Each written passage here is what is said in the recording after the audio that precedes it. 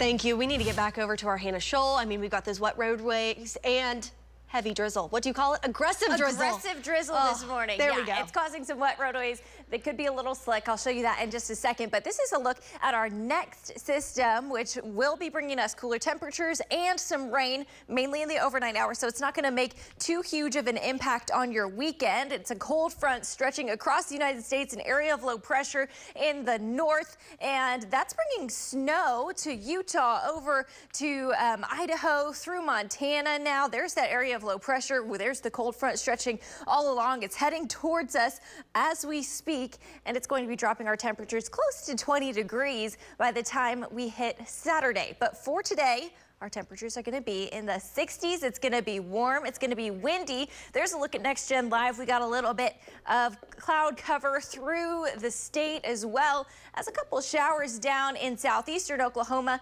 Drizzle is what the story is for those in the Oklahoma City metro. I think most people just in the kind of central portion of the state are seeing the most drizzle, but you could see some down in southwest Oklahoma all the way to northeastern Oklahoma. Highest chances of seeing any actual rain is going to be in southeast Oklahoma. So as far as your future rain chances go, we're staying dry for much of the day today. That drizzle moves out of here and dries up, and we see mainly just partly to mostly cloudy skies throughout the rest of the day today. Tomorrow, through much of the day, you're dry. You got partly cloudy skies until we hit the evening hours. So this is after the sun sets at around 7 p.m. We're starting to see rain moving into the west sides of the metro. That continues for a couple hours, could be heavy at times, and it's much heavier south of I-40 than it is north of I-40. So this is mainly going to be an event for those along and south of I-40, which unfortunately has been the case for the last system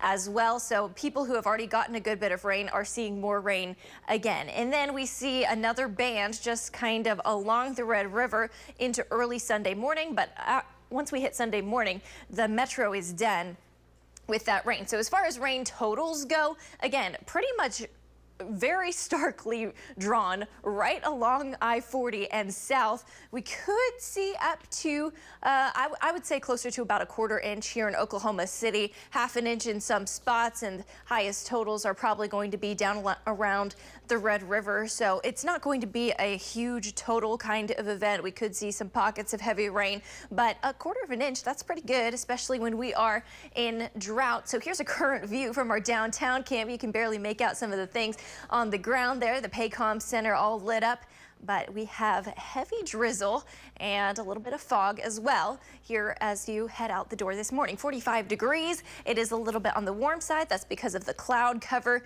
Our feels like temperatures are right around 45, even though we do have some pretty strong winds. There we are in the middle, upper 40s through much of the state. We got 50s in eastern Oklahoma, 51 in Tulsa, 47 in Stillwater. We got 50s down in Lawton, and your winds are gusting from the south upwards of 30 miles per hour. We are close to 40 miles per hour in some spots, and it is going to continue like this throughout the entire day. So it's just going to be feeling really windy, and this morning it's a little wet, but once it dries out, it's just warm and windy. 64 degrees. Our high temperature this afternoon, 20 to 40 mile per hour wind gusts. I think the strongest wind is going to be out in far western Oklahoma, as it typically is.